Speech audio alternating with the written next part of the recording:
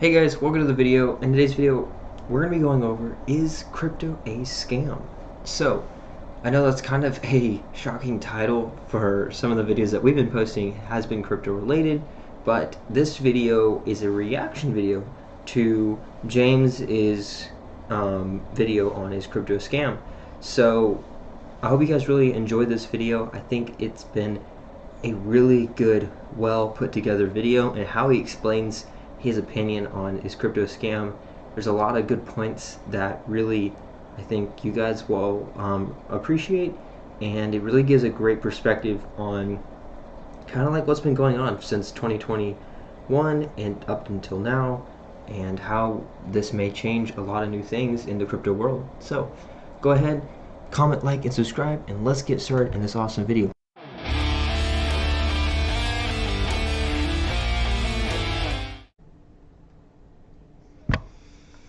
Okay, so we are on our phone.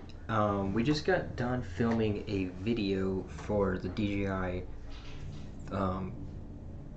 guide on how to fly the 3 modes that it has. And so yeah, this video popped up and said it said crypto the greatest scam. And I was watching about 7 minutes of it, and I was like, dude, we need to put this on Nitro. Have you guys watch this? So I'm gonna go ahead and get right into it, and we are streaming and recording. So here's the video. It's about an hour long, so we're gonna sit here as best we can and watch it, because this seems very interesting. And this actually, for the first 7 minutes, it solidifies a lot of things that even myself was wondering about, like the whole NFTs and stuff. We haven't gotten past 7 minutes, so I wanted to stop it and watch it with you guys. So grab your dinner, and this is gonna be cool. You ask, is either a revolution for the internet and countless industries as we know it, like in all seriousness, I compare it to the internet, or the greatest Ponzi scheme in human history. The whole thing is a promise that you can get rich for free. Accused of being all of these things is the world of cryptocurrencies, or the other labels associated with it.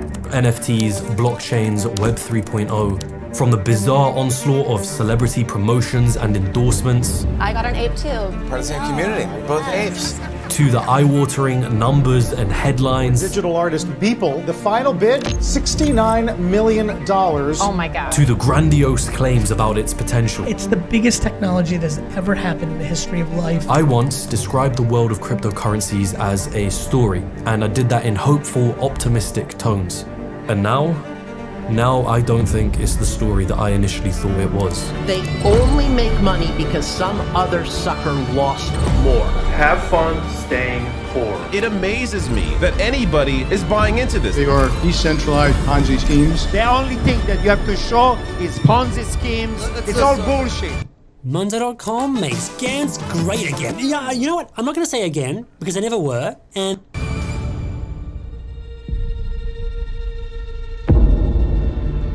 For me and many others, it began here. What you're looking at is a piece of artwork by a digital artist called Michael Joseph Winkelmann, otherwise known as Beeple. On February the 25th of 2021, this artwork was put on auction. Bidding started at $100. It eventually sold for $69.3 million, making it one of the biggest sales in digital art history. That's where I do feel super lucky. What happened afterwards? Where do I begin? A digital artwork by a relatively unknown American artist. Sold for nearly $70 million. That's more than most Picassos, Monets, or Warhols. That it doesn't exist in physical form. It is only available digitally. It's the first NFT ever sold at auction. Non-fungible token, NFT. NFTs, or non-fungible tokens. Explain NFTs to people that don't know what you're talking about, because I don't know what you're talking about. It was like suddenly the term NFT was just everywhere. Jack Dorsey, co-founder of Twitter, sells a picture of his first ever tweet as an NFT. Jack Dorsey auctioning his first tweet as digital art. $2.9 million.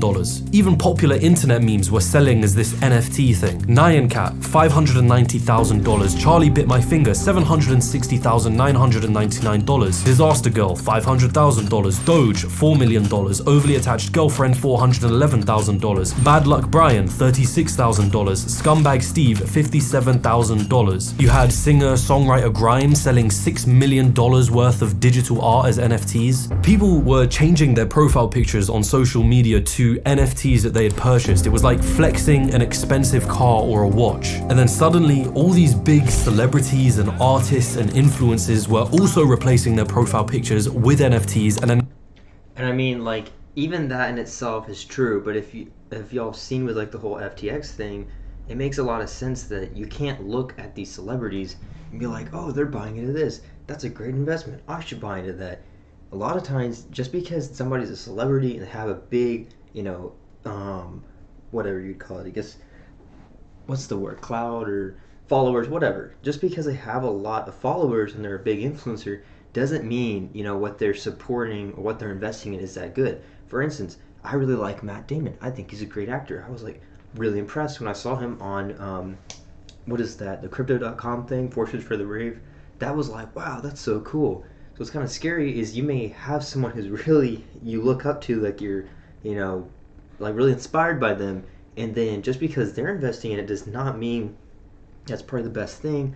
As we know, I think Shaq, and what's that other guy, Kevin O'Leary, which a lot of people don't like him that much now, but before the whole thing, a lot of those guys are down a lot with the whole FTX thing. So this is already off to a great start. Announcing their own purchases of NFTs. And the apes were part of this bigger project of NFTs called Bored Ape Yacht Club. I mean, you had Snoop Dogg, Eminem, DJ Khaled, Lil Baby, Post Malone, Stephen Curry, Gwyneth Paltrow, to name a few, all of them purchasing these pictures of apes for sometimes hundreds of thousands of dollars. And amongst this sea of high ticket sales, you would hear that this is all part of something revolutionary. It's the biggest technology that's ever happened in the history of life, outside of things like fire. Regardless of how much you knew about NFTs, there was one message that was really clear. Behind every story, every headline, there was an underlying premise. Something is happening, and there is a lot of money to be made.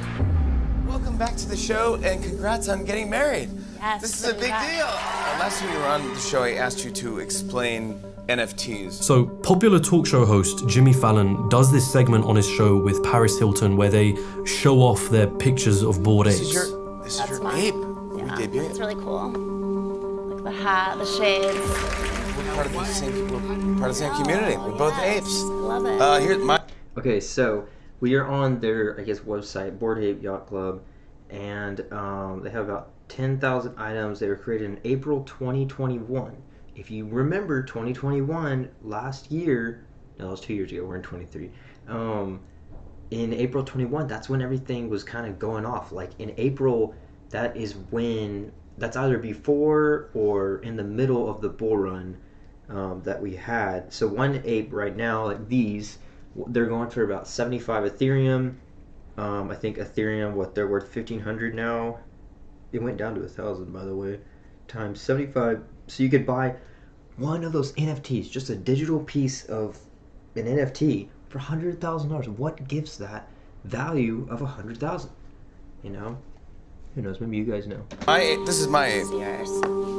Yours is so cool. I love the red heart sunglasses. I love the captain hat. It reminded me of me a little bit. Dude, look at this. They look like they could be friends. They're buddies. This was the point in which I started to wonder, okay, what is actually happening? And I think a lot of people started to as well.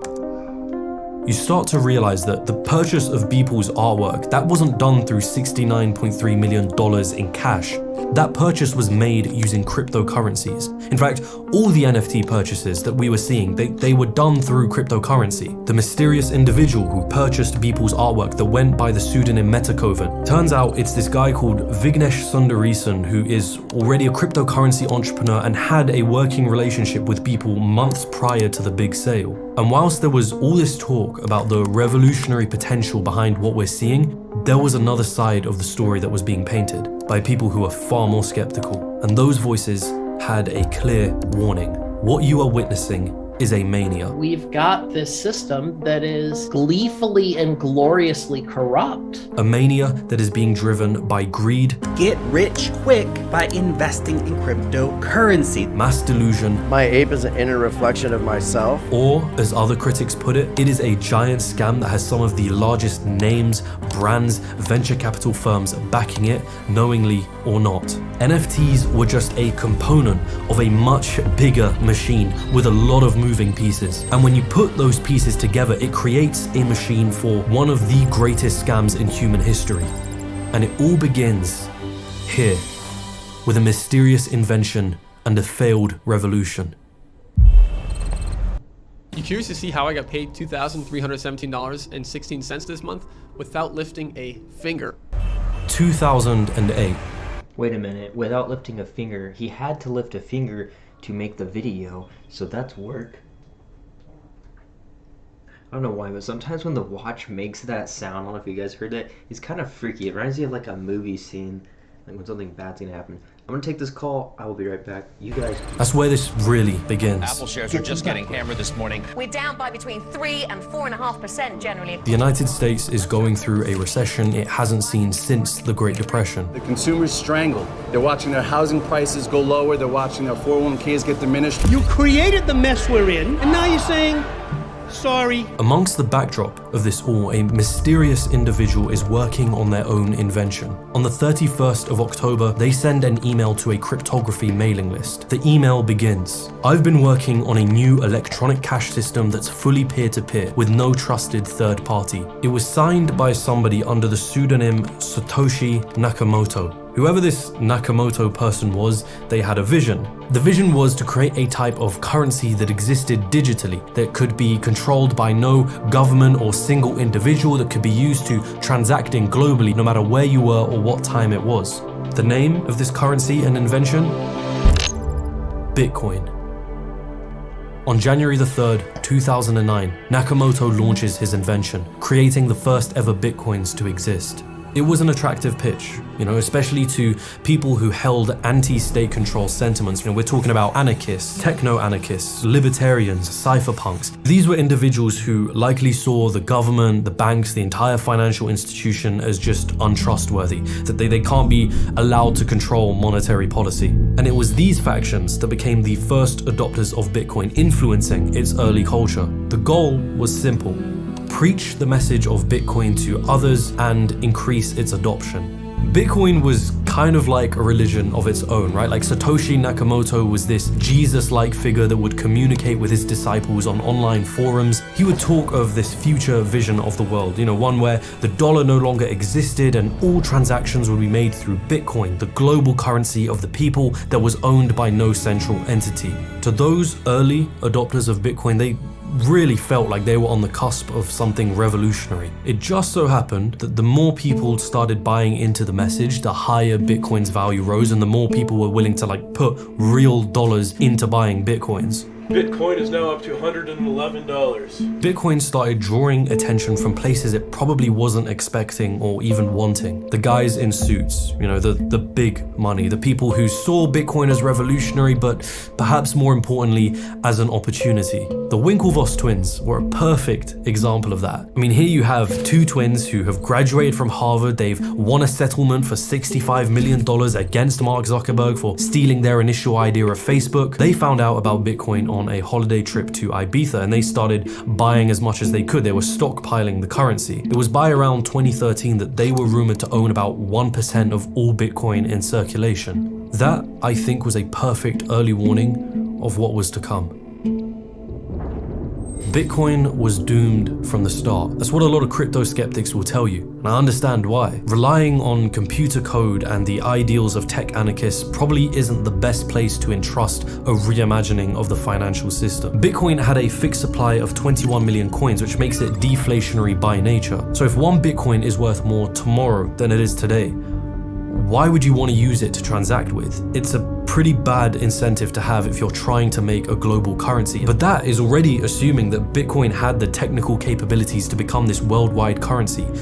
which it didn't. I mean, Bitcoin had scaling issues thanks to design decisions that Nakamoto themselves had made. It could only process 7 transactions per second. I mean, compared to other traditional payment networks like Visa, which can process 1,700 transactions per second, or MasterCard, which handles 5,000 transactions per second. And keeping the Bitcoin network running wasted a lot of energy. Bitcoin aimed to be decentralized, meaning no government or single entity had control over it. But in order to do that, Nakamoto employed what is called a proof of work consensus model. All this meant was that computers on the Bitcoin network would be forced to use real-world energy in order to solve algorithmic problems. And whichever computer solved the problem first would be rewarded with more Bitcoins. It was a process called mining. And that process is insanely wasteful of energy. And what ends up happening? Proof of work incentivized this arms race between computers on the Bitcoin network, all of them looking to build more and more powerful computers to have a better chance of mining Bitcoin. And the more powerful those computers grew, the more real-world energy they ended up taking, despite the fact that the transactions per second remained the same. Most Bitcoin mining done today is done by huge mining farms in warehouses. Bitcoin, for the most part, failed in its objective of trying to become a global currency. Outside of illegal use purposes, Bitcoin just wasn't being used to transact with. So, the obvious question becomes, how? How is it that despite its failings, Bitcoin still survived and is very much present to this day? But that's just the thing. The Bitcoin that we see today is a shell of its former identity, where most of the purchasing of Bitcoin today happens on centralized exchanges that have to comply with the laws of centralized institutions. In the instances where you've heard about Bitcoin, or if you've ever been encouraged to buy Bitcoin, under what context is that always framed?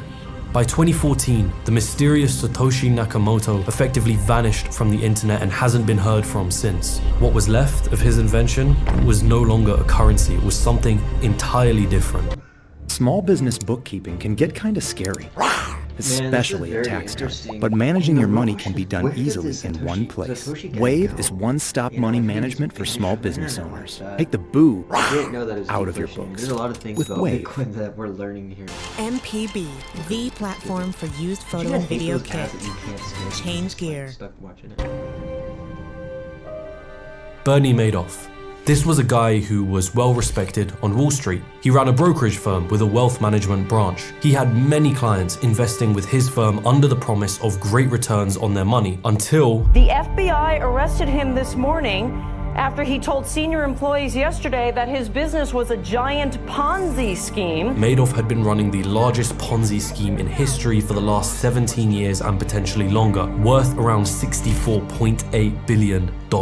He would essentially put his investors' money inside a bank account and then simply pay out early investors with the money that new investors were giving. Now, Madoff eventually pleaded guilty and he was in prison up until his death in 2021. That is the essence of any Ponzi scheme. People invest into the scheme under this promise that they're going to make a great amount of returns, and then early investors are paid using the money of new investors. And this process is repeated on and on until eventually you run out of new recruits to keep investing money into the scheme, or eventually people start trying to cash out and it just collapses, which tends to leave early investors with profits and the large majority of others with nothing but losses. Okay, pause.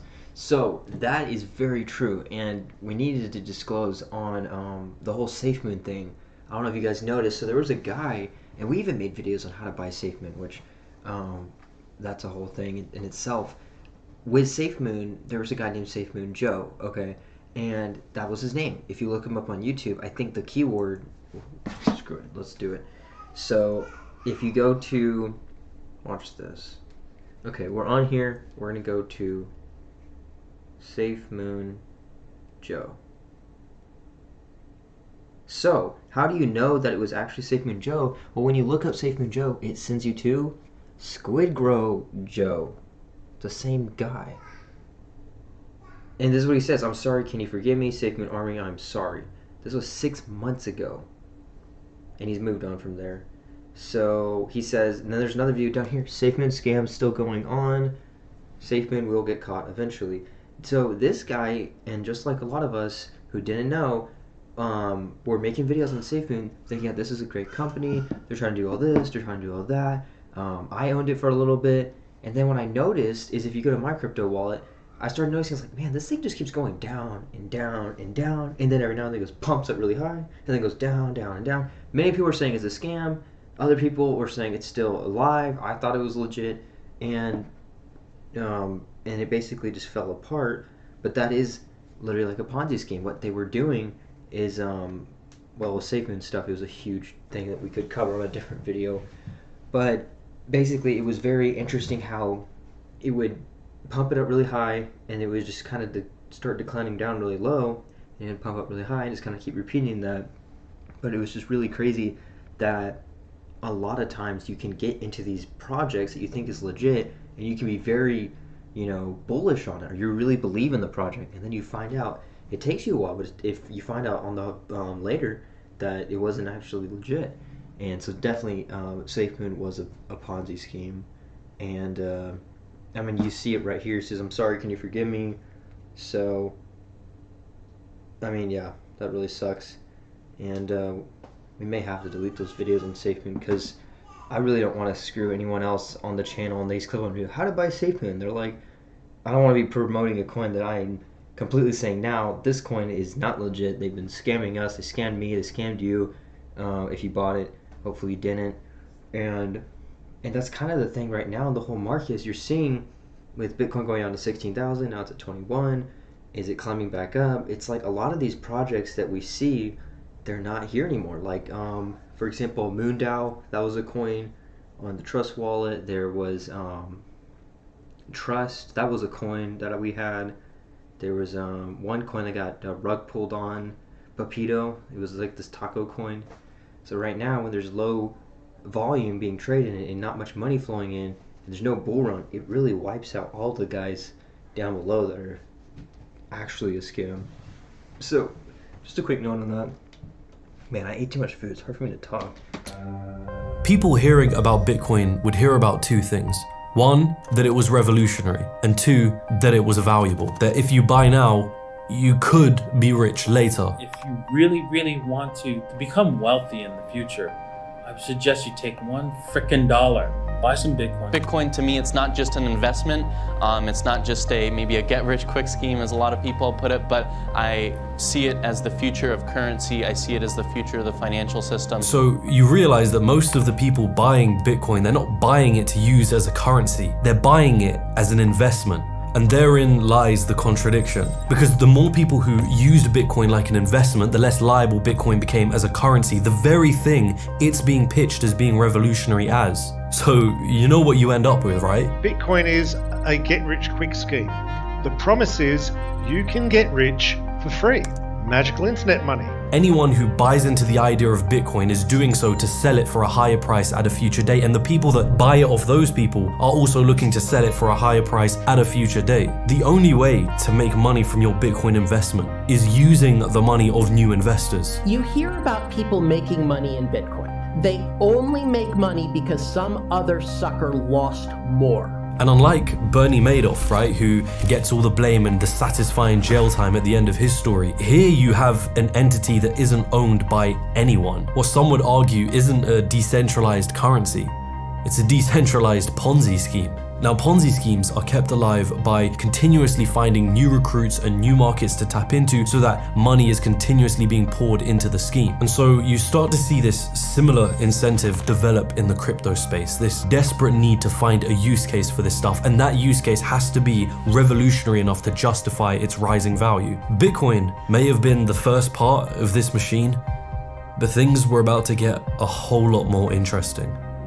Bitcoin had something going for it. The blockchain system that kept it running was somewhat unique. Okay, so let's not complicate things, right? You can think of Bitcoin like a digital spreadsheet that records transactions being used in the currency. It's not a physical coin, it's just data on a database. After a certain number of transactions are made, a brand new spreadsheet is created that links to the previous one, and on and on and on it goes. Instead of using real names, users are recognized through what are called wallet addresses, which appear as a random string of numbers and letters. And all of this is kind of kept together using computer code, cryptography, and the network of miners that are running it, which is where the word cryptocurrency comes from. So what was essentially just an immutable, append-only database was touted as revolutionary. You know, blockchain was no longer just blockchain, it was blockchain technology. And it wasn't long before people started to see the success and the ideals that Bitcoin was based off and begin creating their own cryptocurrencies using this blockchain system. Robert Herjavec, the co-host of Shark Tank and the founder of the Herjavec Group. Robert Herjavec, he is the cyber... Vitalik Buterin, a teenager who decided to quit his favorite video game, World of Warcraft, after his Warlock character had a damaged component removed by the game developers. Vitalik says that he cried himself to sleep that night. That was the day that he realized the horrors that centralized services bring. It sounds a bit ridiculous, but Vitalik would end up discovering Bitcoin in 2011 and he would start writing for a Bitcoin magazine. It all appealed to his ideals. In 2015, Vitalik and several other co-founders launched the creation of their own blockchain-based invention. It was called Ethereum. Much like Bitcoin, Ethereum had its own blockchain and it had its own native currency, which was called Ether. Okay, can we pause for a second? If a guy from 2011 was playing, or 2010 was playing World of Warcraft, which was a great game, we played that as a kid with my dad. If that guy can create Ethereum and it can scale to what it is now, just think about all this cool stuff that you guys can make, okay? Just think about that. This guy played World of Warcraft, he quit the game because of some component in the game that got removed or whatever, and now he created Ethereum, and Ethereum is like a pretty big deal now. So that was very, very encouraging. So there was one important difference though. You see, Ethereum allowed its users to actually program applications on its blockchain. Put it this way, if Bitcoin was like a spreadsheet, then Ethereum was like an Excel spreadsheet that allowed users to create functions to perform various different tasks. It was, you know, a little more advanced. It was a glimpse of hope at finding the revolutionary use cases the cryptocurrency world needed in order to justify the growing value that was being pumped into the system. So, what was the first thing that people started using Ethereum for?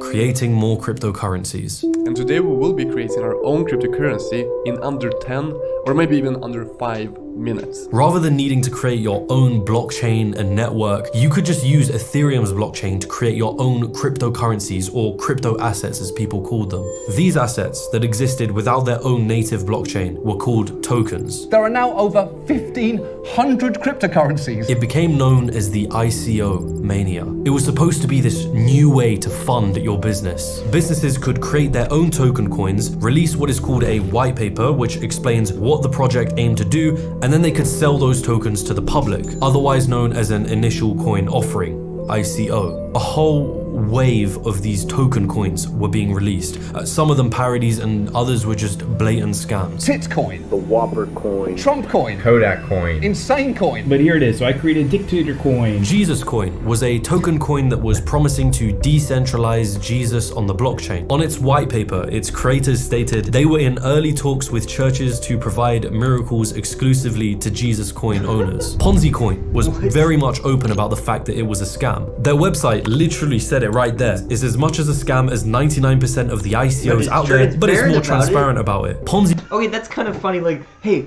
this is a scam, but I did disclose that it's a scam, so hey, do you want to invest?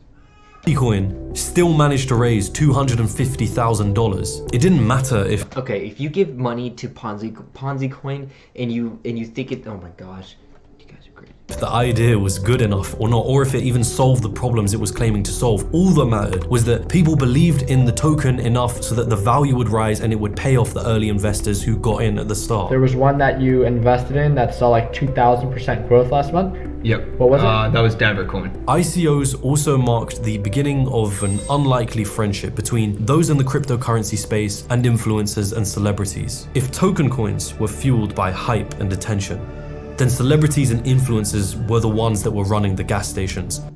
And dude, what's worse about it is, unlike all of the, I don't know if you watch like Graham Stephan or the Andre guy or any of these finance gurus out there, you notice in the chat the AI and the bots are getting more and more better at scamming people. they'll put, like, we'll look at some if there's on this channel, but you have one where this guy says, man, I just don't know where to put my $800,000 in savings. I wonder what I should do. And then down below it has, oh, man, I have the same problem. So there's two comments. It says there's two people that have money that they're trying to figure out what to do with, right?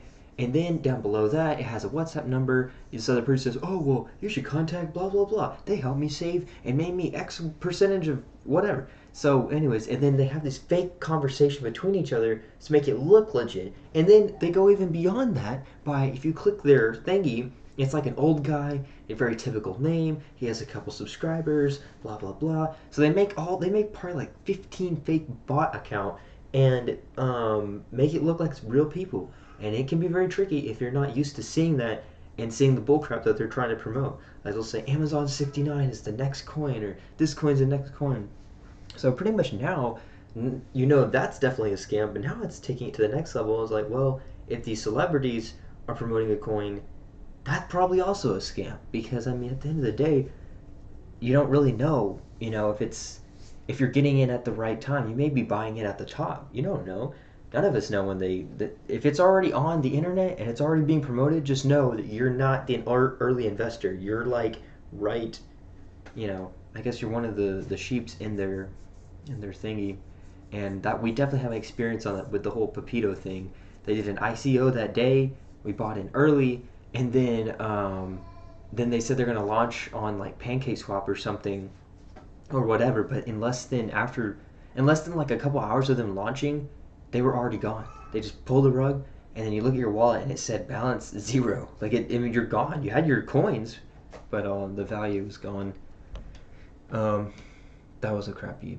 Famous professional boxer Floyd Mayweather, along with producer DJ Khaled, were paid $100,000 and $50,000 respectively to promote the token coin Centratech in 2017. Centratech was a project that was promising to deliver financial services to the cryptocurrency world. The coin had raised $32 million.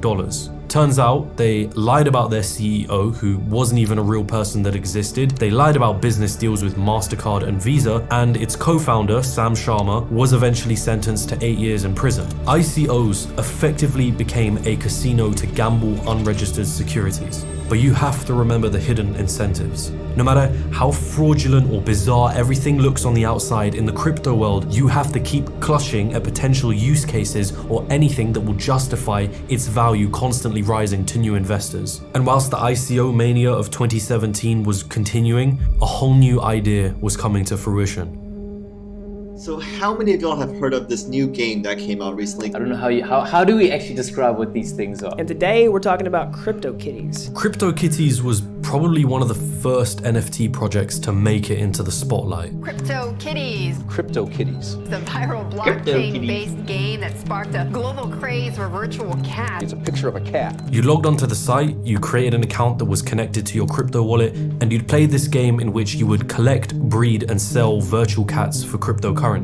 The key pitch here though is that every cat is its own unique token that exists on the Ethereum blockchain, making them what you would essentially call non-fungible, or as they're often called now, a non-fungible token, an NFT. Think of it like a digital Beanie Babies. Now if that sounds a little weird, it's because it is. CryptoKitties became like its own mania. It generated $3 million within its first week of launch and accounted for roughly 10 to 13% of all traffic on Ethereum's network. And where was everyone's focus during that mania? Okay, that's $2,700 for this little guy. Why use these CryptoKitties? $450,000 for this ugly mug? The same reason you started out with the cryptocurrency, to make money. Guys, this is a potential way to make some money. This is insane. Most users are trying to breed their cats at the moment, not just because it's kind of cool, but also because they can be very expensive. There are thousands of people playing on the CryptoKitties website. Once everyone started rushing to join in on the hype, the economics of the game began to falter as the supply of CryptoKitties stretched far beyond the demand, eventually leading to a crash in the price of CryptoKitties and a fall in average users. Because as you continue to see time and time again,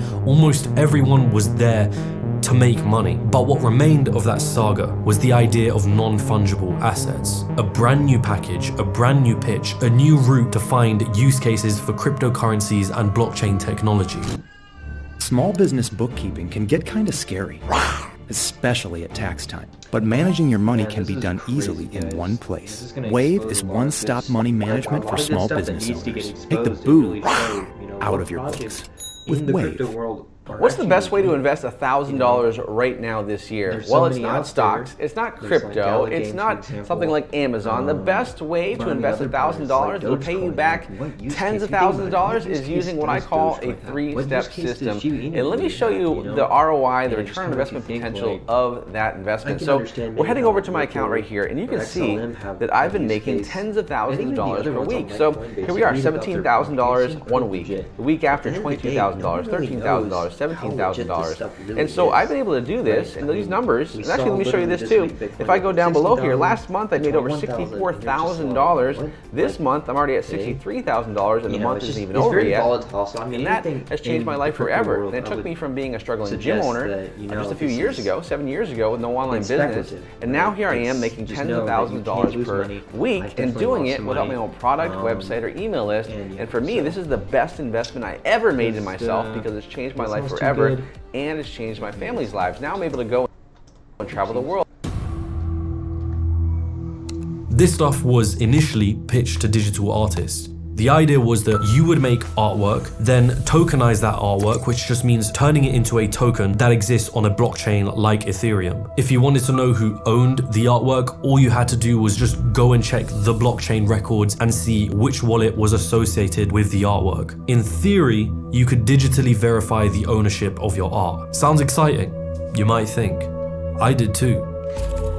Digital artist Michael Winkelmann, otherwise known as Beeple, began a challenge in 2007 where he would create one piece of artwork every single day and continue to do so throughout the years. It was known as his Everydays collection. But to me, the bigger project is this long-term Everydays project, which is a project that I've been working on, every single day for over 12 years. It was reportedly around October of 2020 when Beeple was put in touch with an anonymous NFT artist called Pac, and Pac informed Beeple about the world of NFTs. Only a few months later, he would end up auctioning a piece of artwork that contained a collage of the first 5,000 images of the Everydays series, titled Everydays: The First 5,000 Days.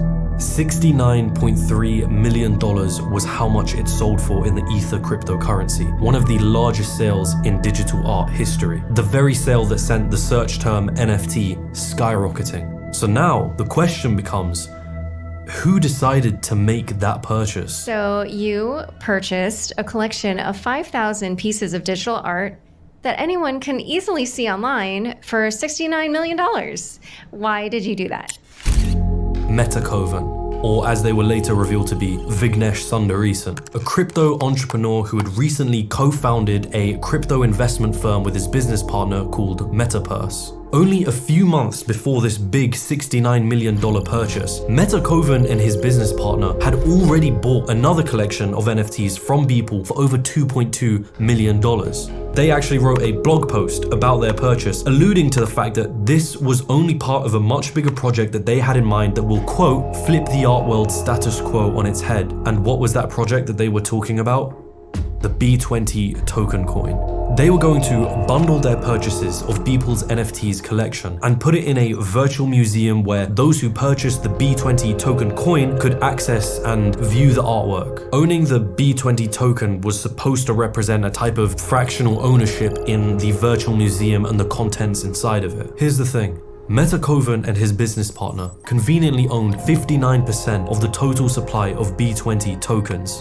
Beeple was also given 2% of that supply. Beeple and Metakovan already had a working relationship before the big Everydays 5,000 sale. When that sale happened and the media frenzy ensued, the B20 token rose in value to $23 as more people began obviously looking into who Metakovan was. People have accused that sale of essentially being a giant marketing stunt to increase the value of the B20 token. Even in their calls together, you can hear Beeple express skepticism around the whole thing, only for Metakovan and the others to kind of bring him around. Other artists, I can almost guarantee, will not like this. Like, they will not like you taking their work and like splitting it into a million pieces and reselling those pieces.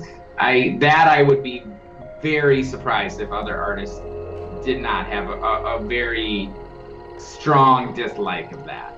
But what I find the most insane about this saga was that the B20 virtual museum that was supposed to flip the art world status quo was nothing impressive. The B20 token has fallen over 99% in value since its all-time high.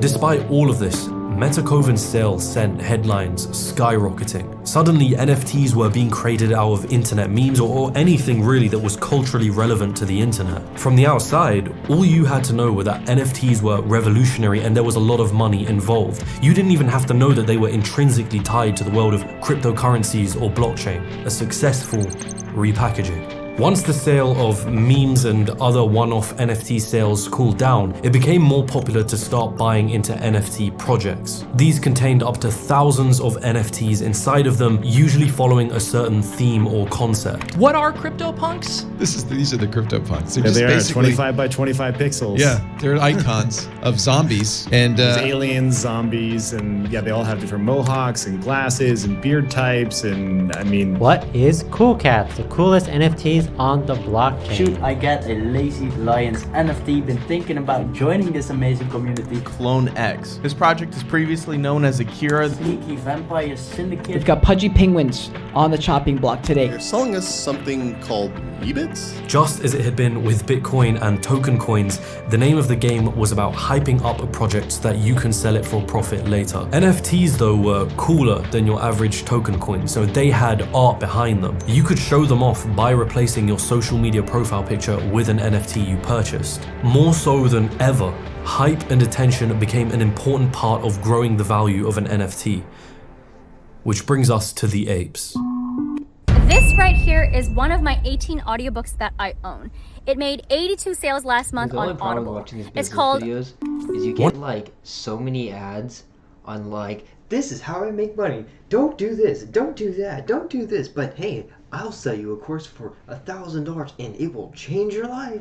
It's like every single guru on here. It's like, guys, don't you ever see other gurus' videos and like realize, man, I kind of sound just like them. How am I gonna scam more people? Like, that's the thing. Like, they all say the same thing, but just in different like approaches. Or like, no, I don't do real estate. I sell liquid death stuff, which, you know, like, whatever. My gosh, it's driving me nuts. Also, this is good water. I'm not sponsored by them.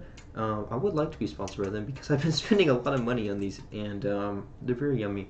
You don't have to buy it. I am not trying to scam you guys, but they are good water. One of the most significant projects, which brings us to the apes. One of the most significant projects created after Beeple's sale was the Bored Ape Yacht Club, otherwise shortened to just BAYC. Founded by the company Yuga Labs, the project featured 10,000 different pictures of apes with this distinct bored expression on their face. The Bored Ape Yacht Club project had managed to arrive into the NFT space at just the right time, about a month after Beeple's big sale. There were a few popular people inside of the NFT space already, one of which went by the name of Jimmy McNeils, otherwise known as Jimmy ETH on Twitter, who shortly after finding out about the project announces their purchase of hundreds of Bored Ape NFTs. Then another popular figure in the NFT space, Pranksy, who had around 50,000 followers at the time, tweets their own purchase of 250 Bored Apes, which later grows to 1,250.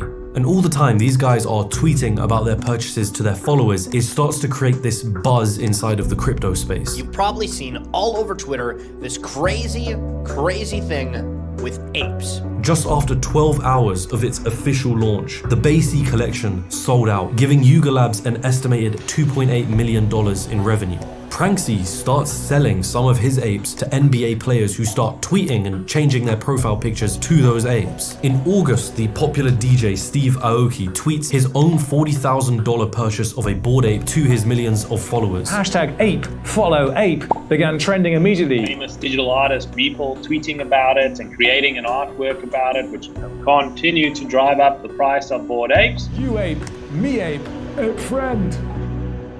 One of the shadiest parts about everything that followed were the blurred lines between celebrities and influencers clearly manipulating a market to pump up the value of their NFTs and genuine posts simply just showing off their purchases. You had Justin Bieber in January of this year posting a picture of a Bored Ape number 3001 to his 251 million followers, a purchase that was reportedly worth $1.3 million.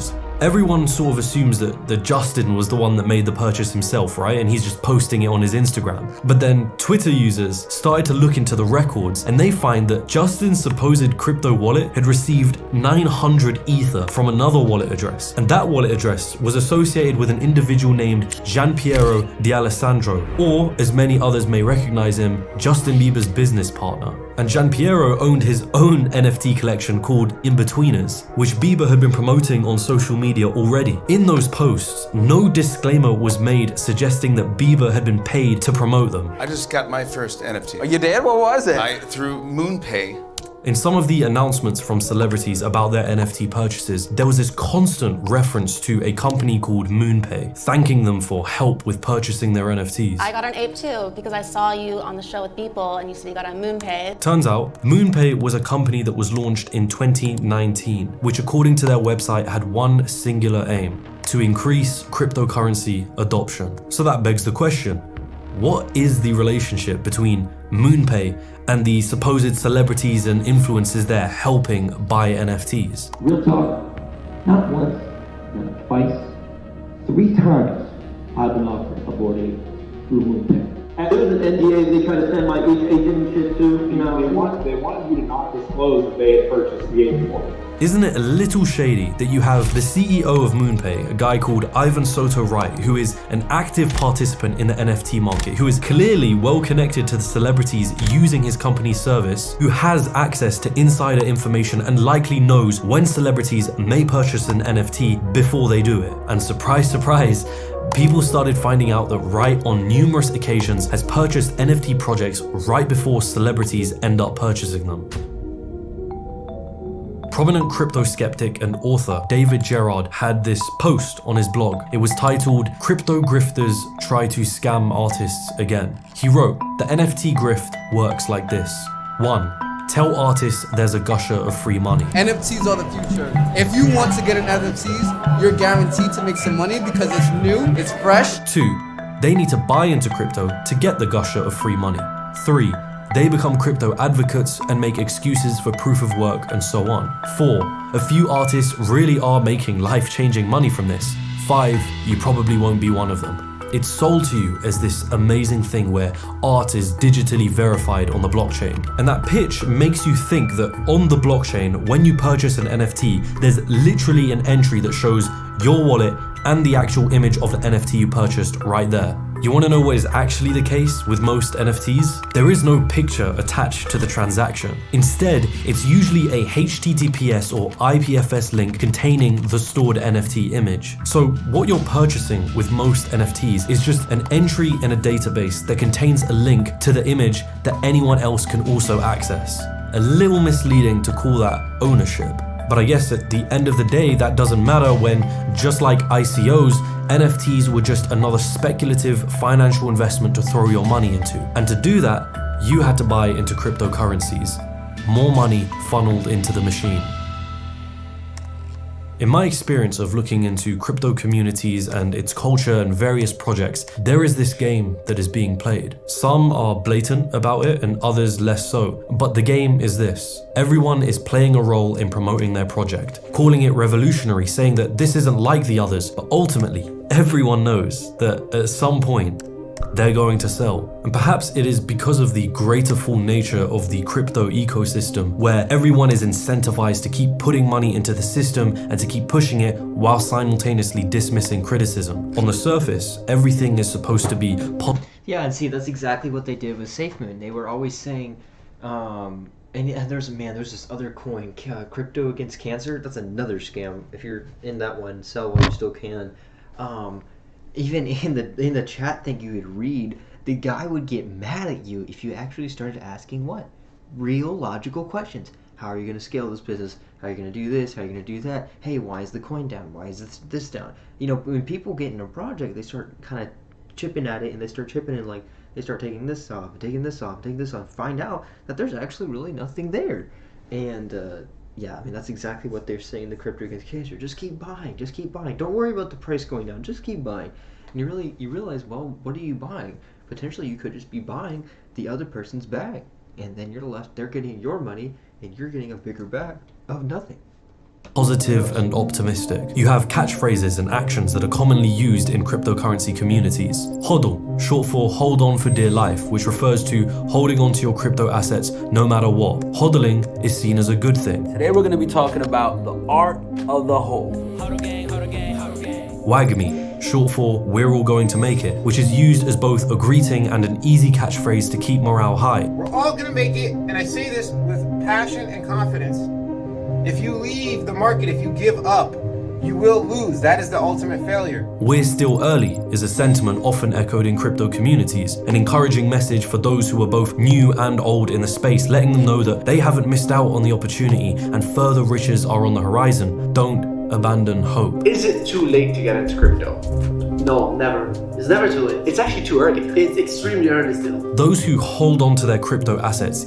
It's funny, they say, oh, it's still too early, don't worry, buy the coin. But then, like, are the same people that are already holding their bags. It's like, bro, like, gosh, this makes me so mad now because all the coins we've bought into from falling for all these freaking gurus.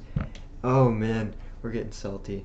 We're gonna need to drink some water. Even when there is really good reason to sell, are called diamond hands. Diamond hands is actually a requirement. Keep diamond handing, okay? A positive trait that is encouraged, whereas those who do sell are labeled paper hands. A negative trait, which is actively discouraged. The worst part about paper-handed investors is that it influences other people to grow paper on their hands. Most crypto communities are encouraged to say, what do you mean you're growing paper on your hands? That doesn't even make any sense. Hey, good morning. We need to give that guy some water. And good night to each other every day. Shortened to just a GM and GN, kind of like a regular check-in and check-out with members. Negativity is usually handled in the same way, since one group's negativity can actually devalue a project and affect everyone else's ability to make money. If there's some bad news about a particular cryptocurrency project or cryptocurrencies in general, it can be dismissed as FUD, abbreviation for fear, uncertainty, and doubt. We have someone that, again, is trying to spread FUD. And I just couldn't sit idly by and let people FUD my investment and FUD the leader of my investment. Or those who criticize are told, you simply don't understand, without any further... Bro, they just sound more and more like an occult. Like, for real, this is crazy. Elaboration. Or they're told to have fun staying poor, which is a not so subtle nod to people's true intentions within the space. Or criticism is actually spun into a good thing for the project. These are all very convenient actions to encourage when keeping someone engaged and hopeful in a crypto project is financially beneficial to everyone else. Small business bookkeeping can get kind of scary, especially at tax time. But managing your money can be done easily in one place. Wave is one-stop money management for small business owners. Take the boo out of your books with Wave. Did you know that in Texas, rifles can be carried in public without a license? What do you think about this? Whereas in Florida, no open carrying is allowed, except in unique situations like in hunting or fishing. Hi, I'm Koleon Noir, a pro 2A attorney with over 2 million YouTube subscribers. I'm always a little shocked when I see or speak to gun owners that don't know the laws of their state. And the laws change or are amended often. Whether you're traveling, carrying daily, or even thinking about getting a gun, it's crucial that you know the law. To check out your state's gun laws and permit reciprocity, click below. You'll get a 100% free interactive map that covers everything from castle doctrine to state licensed population numbers. I'm actually struck by how much the general public really hates it when someone gets into NFTs and they just have an absolute adverse reaction. I see this across industries. The NFT mania did something. I think it grew so big and so in your face from influencers and celebrities that it started making people mad. So proud. I love being part of this community and being a voice and sharing my platform and just getting the word out there. What community? What are you guys talking about? You don't care about this. I hate that they try to put on that they care about this. Bored Ape Yacht Club NFTs, which I think are ugly, dumb, cringe. Thank you guys for allowing me to scream about NFT cartoons. I hate this stuff. It's getting worse. Check this out. I got a board bunny. And not only is it a board bunny, but it looks like me.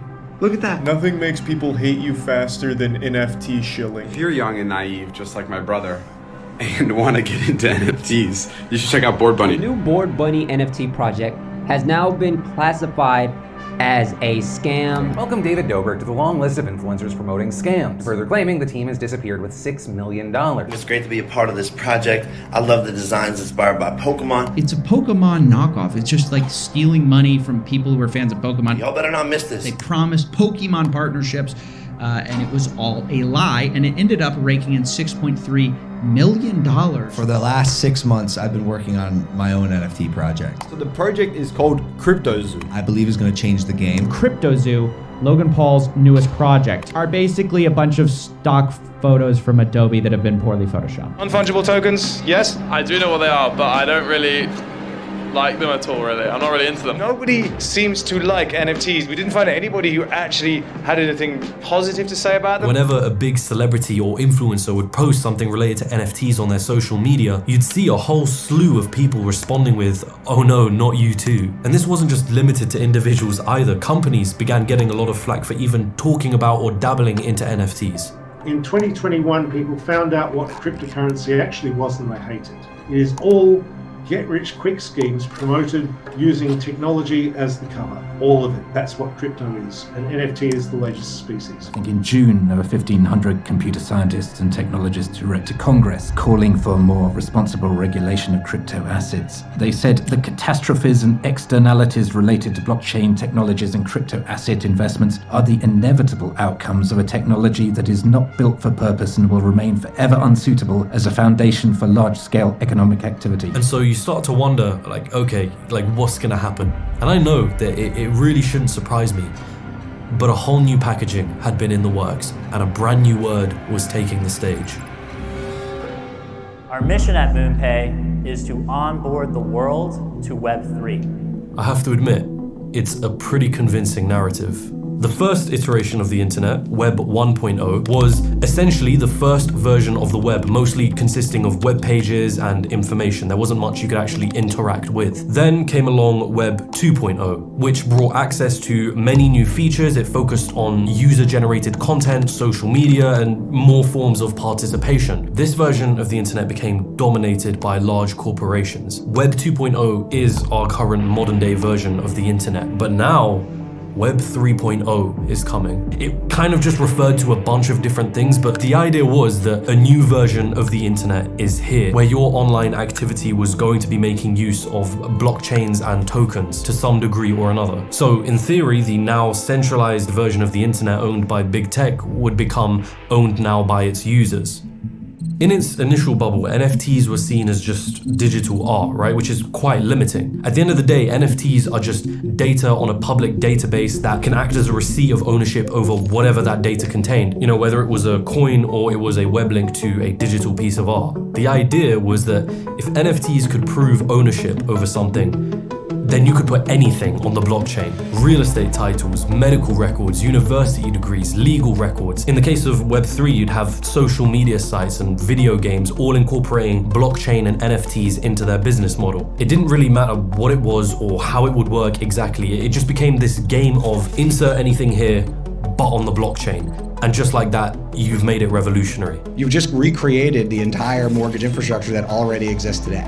On the blockchain. But that exactly. The blockchain in real estate is going to be pretty mainstream 5 to 10 years from now. We'll see solar grids, electric grids, self-driving car grids that will essentially be machine run and controlled and administered by blockchain. Best use case for blockchain is healthcare. What can and can't be turned into an NFT? Ultimately, what we're talking about is the tokenization of everything. Never mind if blockchains or tokenization actually fixed the issues that it was claiming to solve in these industries. It was literally the definition of a solution in search of a problem. And then I'm lost as to like why the on the blockchain part matters, besides basically what everyone means is they mean, oh, I want a public record of the transaction.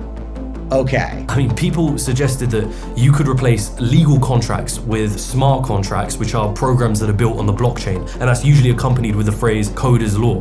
This is a smart contract, and this is a legal contract. These two things aren't the same, right? You can't have law be enacted by computer code because law inherently requires third parties to assess evidence, intentions, and a bunch of other variables that you just can't outsource that to computer code, especially when that code is on the blockchain and it cannot be altered. Nicholas Weaver, a researcher and lecturer at UC Berkeley's Department for Computer Science, has this interview with Current Affairs, and he brought up what he called Weaver's iron law of blockchain. When somebody says you can solve X with blockchain, they don't understand X and you can just ignore them. So you start to wonder, right? Who is behind all of this money that's coming and pouring into the crypto and Web3 space? Where is it coming from and why? Either I'm not seeing the revolutionary potential that all of this has, or this genuinely is a massive mania and bubble that is being fueled by greed and delusion. The so-called next version of the internet that's attracting big money from venture capital. Venture firm called Andreessen Horowitz. Have you guys heard of it? I kept seeing this venture capital name pop up. We've been in the space for a long time. Kind of a big deal, running the crypto fund with more than $7 billion in capital to deploy. Andreessen Horowitz, otherwise known as A16Z.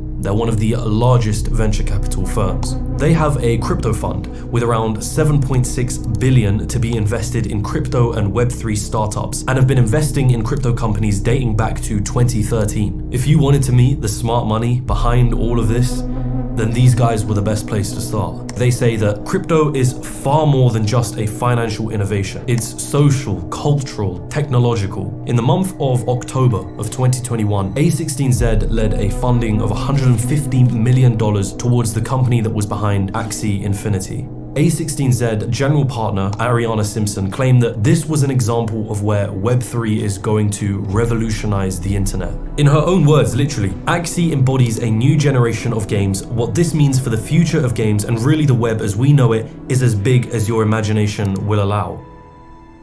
Where do I begin? Axie Infinity was what you would call a play-to-earn game. It was this new genre of games appearing in the Web3 space, which, as the name suggests, allows players to make money when they play the game. In the case of Axie Infinity, what you had was this game where people would breed, collect, and fight with these creatures called Axies. When battling inside the game, it was possible to earn this token called SLP, which could actually be traded for real money. So what started happening? Well, people started playing the game, but instead of focusing on the fun of the game, the focus became on how to earn more SLP. How do we profit from Axie Infinity? The most expensive Axie ever sold was worth about $800,000. I have invested $13,232. To even play Axie Infinity, you had to purchase 3 Axie NFTs, right? And as the value of Axie NFTs started to rise, certain players wouldn't be able to afford the buy-in price.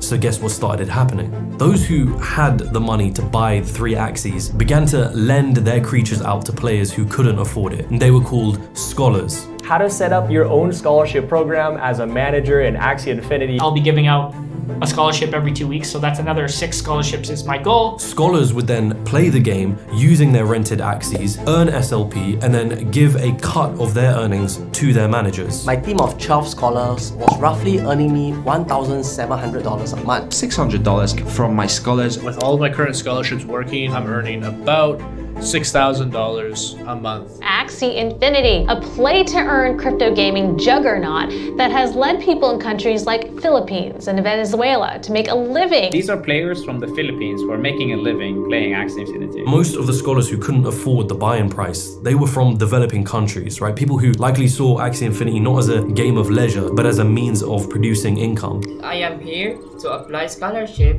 on Axie Infinity. I want this scholarship because I want to earn more. I can play 6 to 12 hours a day just for playing Axie Infinity. I will treat this as a job, not just only a game. I want to help my family on their expenses and save up money for my tuition and college. So I want to be a scholar so that I can meet the needs of my family. What you ended up with was a game where players are playing in order to make money. People are basically feeding their entire villages playing our game. But the only reason that they're making money is because others are buying in to also make money. In the case of things like Axie Infinity, there actually are a bunch of innocent victims, right? I mean, when you run a pyramid scheme, unfortunately, you get a bunch of poor people in the Philippines who are poor when they start and they're just hoping to make some money, but then what happens is they actually lose money. The value of SLP, which is is the token that people use to actually make money in the game, has fallen 99% since its peak, and its user base has been in decline since. Times magazine came out with this article, and it was interviewing this guy called Samerson Orias, a line cook from the Philippines who was facing financial stress after his mother had a stroke and electricity and grocery bills were stacking up. Orias jumped into the Axie Infinity game and then exited 14 months later. He described it as boring and stressful. Orias, along with other players of the game, told Times magazine that Axie Infinity reinforced predatory systems and gave them false hope. It's already dystopian as hell, but then to say to people that by doing this we are creating opportunity for people in the developing world, that's not just dark, that's fucking evil. Again, I find myself coming back to the same question. What is it that VC firms are seeing the potential in this crypto space? Why do they keep pouring money into it? I think they're jacked there in the back. Okay, I don't know what that ad was, but that kind of screwed in my head. But I mean, what it's starting to look like is it's looking like you have these big companies, VCs, whatever. They take their money, they pour it into some new project. They get, a Zoom call or something, say, hey, invest in our project. Then they use their capital, their seed capital. Say they give $1 million. Then they get other new investors like the rest of us that don't know about all the behind the scenes crap. We give our portion, we give our $2 million. They get their $1 million back to they pay their VCs back or whatever. And then they take a cut of the money. And then basically the people who are like us, the new investors that don't know anything, we're pretty much just holding it up until we figure out that, hey, this is actually crap, and then it goes down, and it just keeps rinsing and repeating. You can go all over CoinMarketCap, and you can look at all these different coins that you'll see they're all-time high, and then it trickle down, and then they're just kind of like dead until you click on their thingy, and they don't even have a website. So that's my opinion on it. The overwhelming majority of tokens are securities. Yeah. But they're being dumped onto retail investors. This is being done explicitly by venture firms, I won't mention any names, who are buying into companies early, getting into tokens, and then those tokens are being listed on exchanges. The public is buying into them in order to get a financial gain. They have no interest in using those tokens for any utility. VC firms have a commonly used strategy. They invest in a bunch of startups. Most of those startups will fail, a few will succeed, and with the ones that succeed, a VC needs to decide on an exit strategy, an event that allows them to liquidate their position in a company and essentially make money.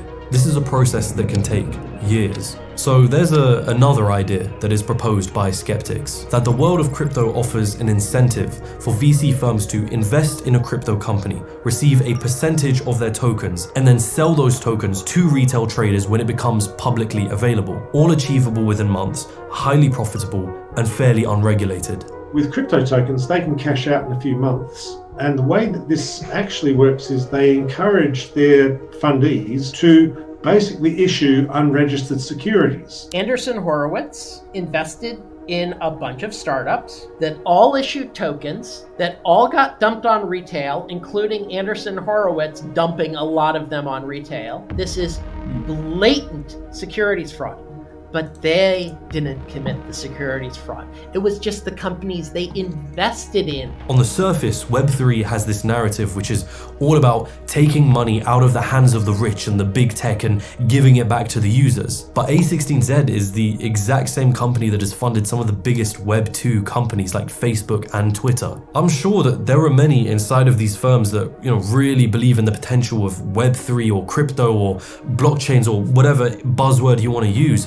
But it becomes increasingly harder to see that as anything other than hyper-optimism, or another word for it, delusion. There's this interview with Marc Andreessen, right, who's the co-founder of Andreessen Horowitz, and he's on this podcast episode with an economist and blogger called Tyler Cohen, and he proposes the idea for podcasts to make use of Web3. A well-known podcast host, how does that person get paid in a better way through Web 3.0? Make that more concrete for us. Now, Marc Andreessen is someone that, by all accounts, should have a good answer to this question. But instead...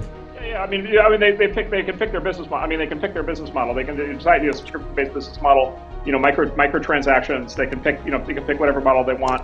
They can also have indirect, there's this whole new rise of this kind of the non-fungible token. When pressed to give an actual use case, what you get is an answer with all the right buzzwords and phrases, but little actual substance. I compare it to the internet. Like, in all seriousness, I compare it to the internet, which is the internet basically. It's 93 or so. Yeah, it's like 93, 94. This is the only time I've ever said this is like the internet is this. A16Z uses the same narrative that a lot of crypto enthusiasts will also use. You may hate it, you may think it's a fad, but crypto and Web 3.0 are just like the internet. Even I made this comparison when I looked at the entire space in a more favorable light. Now though, I just think it's another form of smoke and mirrors. It is the biggest technology shift since the internet. The blockchain, the consumer blockchain, is the biggest new thing since the internet itself. Bitcoin began in 2009. Arguably, blockchain technology and the foundations for it began even earlier than that. It's been 13 years since this story began with Bitcoin. 13 years to find a solid use case, or at least one that justifies the hype and is already better than an existing system. Crypto and Web3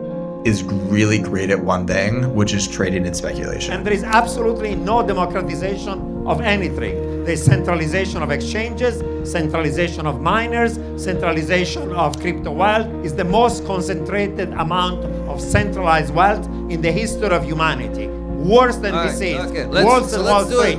It's all bullshit. 13 years after 1983, which is considered to be the birth of the internet, we were already seeing. Wow, so that actually makes a lot of sense. So basically, everything that they're proposing of decentralization is actually a whole lie. Think about it. What if it really is a lie? What if it's not actually, it's not decentralized? What if it's all just, this is all a prop into like their plan to control more of your stuff, control more of your life? Gosh, who knows? It makes more sense. Just like what that guy said. You centralize this, centralize that, centralize this. There's nothing decentralized about it. This is crazy. Very clear-cut use cases. Even in those early days, people could get weather reports, they could check the news, they could send emails, and many other uses that we still use to this day. I sent a message to my doctor asking for a repeat prescription, and he's left the prescription for me in the chemist. By even making the comparison to one of the biggest revolutions in information and communication is already assuming that cryptocurrencies are revolutionary and they're bound to find mass adoption at some point, when that is the very future we're putting into question. One recent post that I remember on the Bitcoin subreddit was titled, "Does anyone else feel like Bitcoin is their literal last-ditch effort to become wealthy in their lifetime?" I don't imagine that this is the only person in the crypto space that is thinking that way. The crypto machine has continued running. New packaging of ideas, more money funneled into the system, and a constant search to find a use case that justifies the hype and the claims of revolutionary technology. If the critics are right, then what we're looking at is a ticking time bomb. If the critics are right, then this is a scheme that will leave tons of regular individuals left holding their bags, wondering how this managed to happen. It already has. A scheme that managed to infiltrate the realm of media. Well, boom, there you have it. Look what just happened with FTX. Think about all the people who were on FTX. Thankfully, we're not on it. I don't know how I dodged that bullet, but think about it. What if that's... FTX just fell apart. There's people holding a bunch of coins on there. And I don't know if they've gotten their money back. That's the second largest crypto exchange in the world. Does that not give anybody like a chill up their spine? Dude.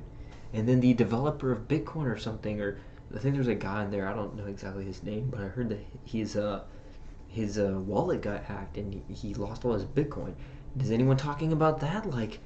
Damn, if that's the developer of Bitcoin, then is my wallet even... has it been compromised? Those are some questions that we've been really wondering. An entertainment that managed to make use of social media's ability to spread this fear of missing out, that capitalized on greed and a get-rich-quick mentality. If the critics are right, then I suppose there's only one question that remains. At what point does the ticking time bomb go off?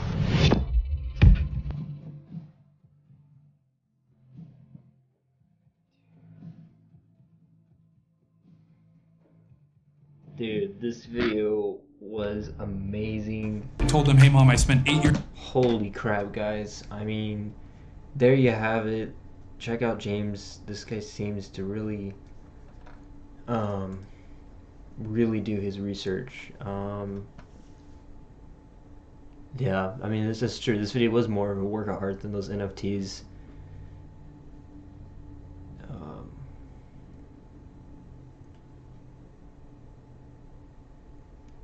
So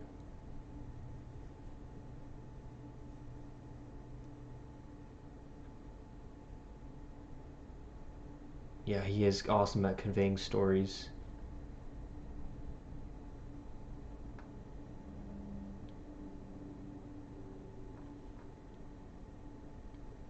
So completely amazing production level and a great way to point out the shady parts of crypto, which is far from being the whole story. Congratulations for putting insane amount of work to create this video.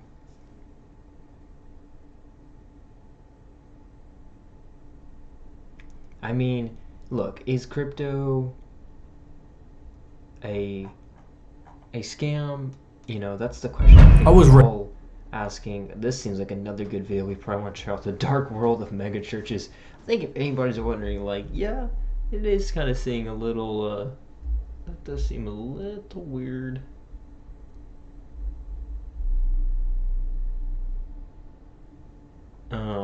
This channel seems really good. Probably want to watch this one next. That one I think we all can agree on. There's some shady stuff in that. And so yeah, we're definitely, wow. There's not that many videos on here. Holy crap. Oh, I see. He puts out really good videos. That makes sense. Well, there you have it, guys. Definitely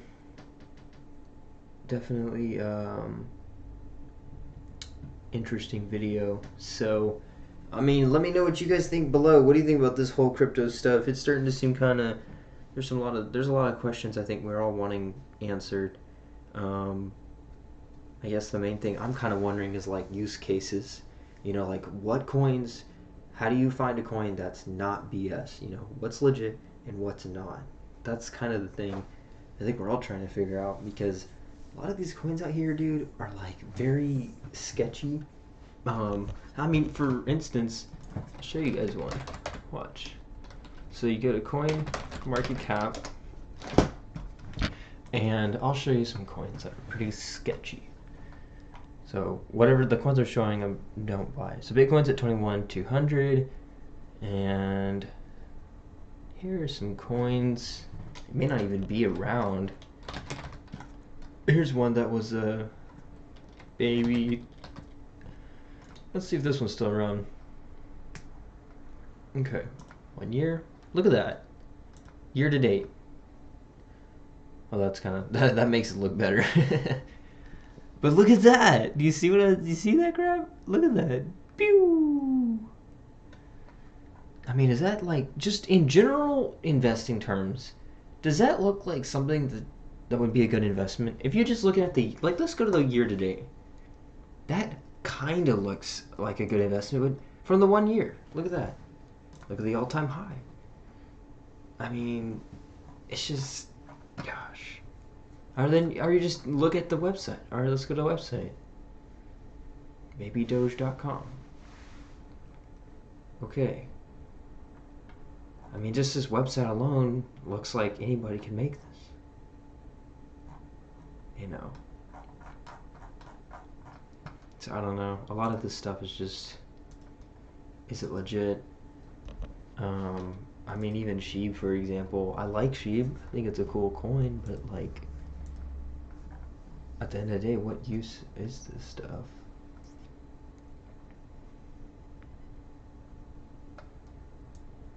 The comment section's really funny though. So I mean, you never really know. I'm sure there's a lot of good projects out here, you know, like I mean, really, I guess if you're, all of this is very risky investments in general, but if you're going to take a bet on some that might be pretty good, I would assume that the top 10 are really where you want to stay. I mean, I definitely like XRP and XLM. I think those are going to be good projects down the road. But I really like that in that video, he just kind of just looks at it from a different perspective and sheds some light on parts of it that are really just kind of sketchy.